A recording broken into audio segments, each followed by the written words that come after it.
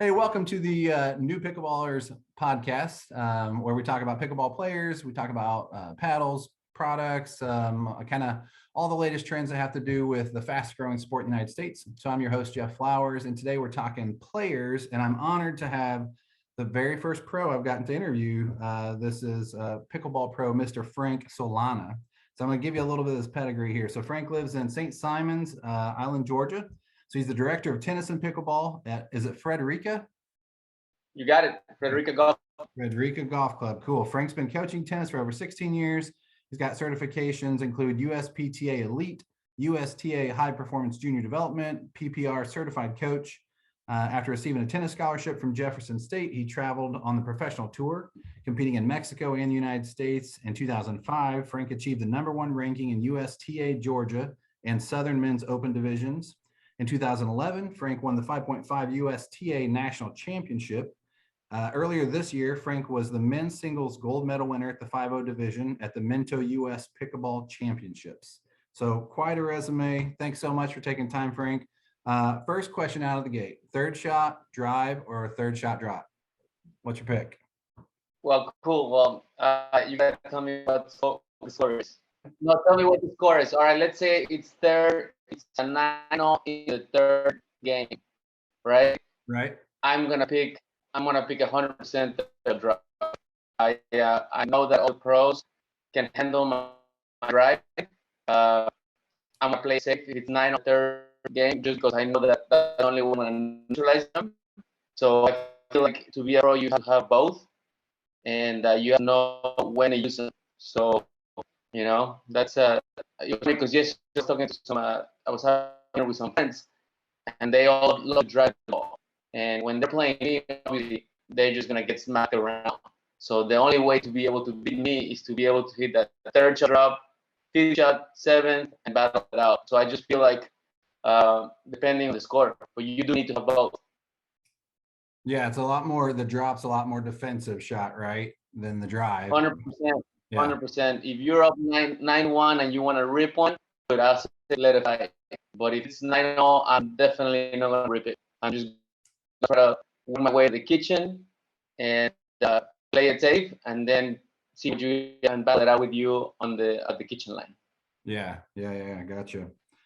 So do you think, I've noticed it seems like teams like the Waters, Anna Leigh Waters, Lee Waters, and like Wright and Newman have been seems like they've been doing really well, being super aggressive with a lot more drives, and like looking at like percentages, it seems like they're kind of driving more. Do you think that's Right. changing in the game, or do you think that's just their style? It's definitely changed because I played Riley and Matt in California in June, and I their ball is way heavier than most of the guys. Most of the guys that drive the ball, I handle it. But like when Ben Jones, these top teams, they drive the ball, you get put up on the defensive, and then they take advantage, and then they can kill you on the fourth shot. So I definitely think that the game is faster as the guys are just hitting the ball a lot harder. Mm-hmm. So I do think that that's a really good play, but it's definitely going to that with a lot more drive because it's faster pace. Yeah, for sure. So let's I just was thinking, let's just kind of start, like, when did you get into pickleball? How long have you been playing pickleball? So I started playing pickleball 2 years ago, 2019. Yeah, so it was actually the owner. The owner was like, Frank, you got to get certified. We're putting 2 new pickleball courts. And actually, a member of the club, his name is David Kramer, like taught me how to dink. I was Okay. like, oh, I'm this guy. I'm gonna be able to crush it. He taught me all the basic shots, how to dink it, how to hit the third shot drop, because he was beating me at first. And I'm a competitive guy, and I was like, I gotta figure this out. I can't be losing to this guy. Right. And so he taught me how to dink. He taught me all the shots, and slowly he saw me become a better player. And he's been one of my mentors, and he kind of believes in me in my pro career. So Yes. David, give him a shout out, David. That's awesome. Well, it's such a fun social sport. Like, we went on vacation just down to like Branson, Missouri, and with my folks came with us, and my wife and I are like, oh, we're just going to go, we found some courts. We're just going to go show up and play. And they're like, you're just going to play with whoever's there. It's like, yes, like you just show up and like you meet people and just put your paddles in the stack and start playing. It's just that's a cool thing about the sport in general. Is just how you're meeting people. Obviously, even meeting you online and connecting through socials. Check Frank out on all his socials. He's got TikTok, YouTube, got a great YouTube channel with lots of videos and stuff on there as well.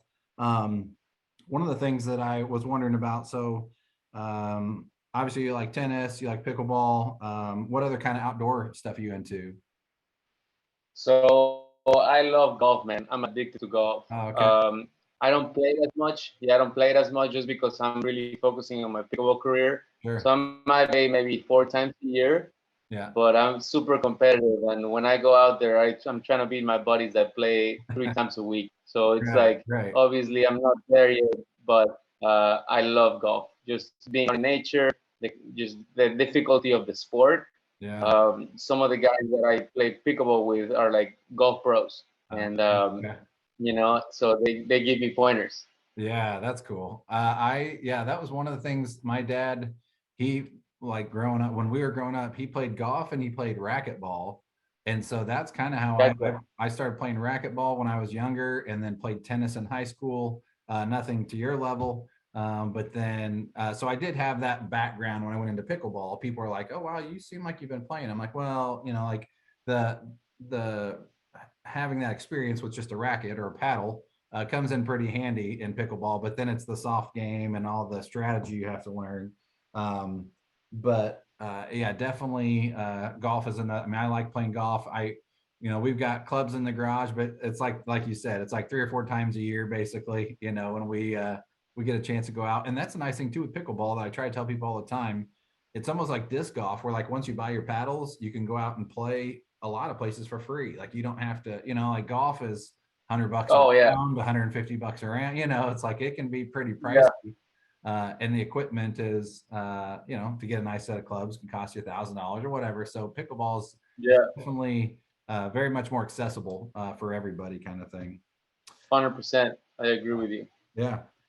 So okay, I think I commented on one of your photos about this, but I was looking through your Instagram and saw you like to travel a lot. It looks like so, like Grand Canyon, Sedona, Arizona, Bryce Canyon. Do you have like a favorite spot, or maybe kind of an out of the way spot that maybe a lot of people wouldn't know about that's your favorite?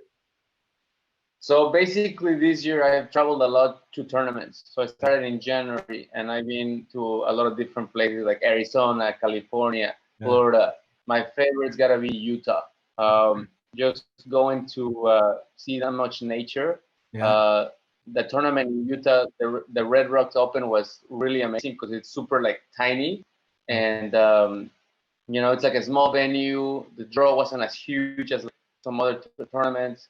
I actually had my best result there, where I took Jay DeVilliers to 3 games. So that was pretty exciting. Yeah. So that Utah has the best memory as far as on-court results, but just being on the tournament, like on my day off, being able to go to Bryce Canyon and Zion and seeing all these things that I live by the beach. I never get to see any of these stuff. So Utah by far is my favorite tournament of the year, and I'm gonna go back next year. Nice. I feel like when I was watching some of the tournament, the announcers were talking about, did it at altitude, does the ball play different? Like they were talking about, I think the ball floating more. So like for like third shot drops and stuff like that, they were making it sound like because of your higher elevation that the ball floats a little more. I thought that was kind of interesting. I hadn't ever thought of that. Yes, so it is high altitude. The biggest thing that when I went to Denver last year and I played in Denver, I saw it more. It was more noticeable. So the balls were flying. So it was like you have to put a lot of topspin on it. In Utah, a little bit, but I felt like I got used to the conditions like on my second day. Okay. So it wasn't as noticeable as it was in Colorado. I can't remember the altitude or difference that it was, but yeah. So I definitely saw it in Denver, but in Utah, like I really like the conditions because it was like chilly in the morning, not so hot during the day, Yeah. and the ball wasn't super flying like it was in Denver. I guess I didn't notice it much. Yeah. That's cool. Okay, so if you now, I don't want to. You're playing doubles too. Do you play doubles in the Peachtree women's or mixed? Sorry, mixed men's and women's doubles. So I played men's, but I've never played mixed. Right now, I feel like since I'm playing singles and doubles, Yeah. I need a day to recover. So I'm Okay. playing typically I play singles on Thursday, and that's pretty. You being your body up pretty much. By Yeah. Friday, man, I'm so sore. So I just feel like I haven't even tried playing mixed. Okay. I haven't even tried to meet any of the girls. Yeah. I stay home and just rest that Friday, Right. Right. and then get back to the doubles on Saturday. So yeah, so I haven't even looked for a mixed doubles partner. That's so. That was my question. So who would be your like? Who would be like a high choice for you for a men's and women's doubles if you got to pick a player you think could complement you well? So in the men's side, there's this guy named Alvaro Terran. He's from Spain. I Oh, met him in Atlanta early this year. So coolest guy you ever meet, man. Like he's such yeah. a nice guy, fun to be around with, humble. But man, when you get him on court, man, he's a beast. He's very competitive. He's very competitive. He actually beat Tyson McGuffin at Peachtree City. Oh, wow. Okay. I think I So know that. Yeah, yeah, yeah. And so yeah, so the guy can play. I've been asking him to play doubles with me, yeah. and our schedule hasn't lined up yet, but I'm hoping that if I keep bothering him, he'll play with me. Yeah, nice. How about on the mix side? Do you have any ideas or I mean, you haven't played with any other of the women pros? So on the mix side, so for me to get good practice, I have to drive 2 hours from where I live. Yeah. So I usually go to Hilton Head, and there's this guy named Lou that I usually practice with there. And so I drove 2 hours to Hilton Head, and when I got there, he was like, Frank, you gotta play with this girl. Her name's Liz. And I'm like, come on, man, like I don't drive 2 hours to play with a girl, but he said, Right. just just play with her. Yeah. So I was playing a practice game to 11, and like in like 3 minutes, man, she was up 7-0 on me, right? Whoa. And she's hitting these passing shots left and right, and I'm like, dude, what the heck? You're about to lose. You gotta get it together. So I ended up I ended up beating her like I think 11-9 or something. But Wow. but she's again, I like people that are like their personalities are very humble and nice. Like Sure. she's very soft spoken, Yeah. but like on court she's like fearless and she's like Right. very competitive.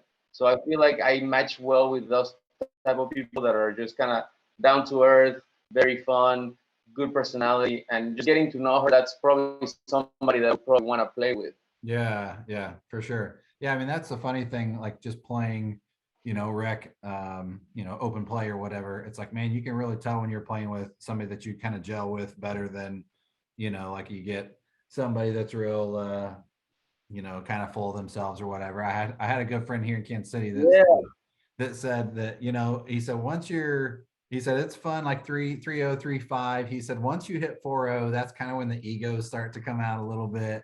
And he said it steps up a level. So yeah, I mean, I enjoy getting to play with people at that higher level. And he's like I think he's like a 4-0, 4-5. I mean, he does pretty well. He's been playing for like 6 years.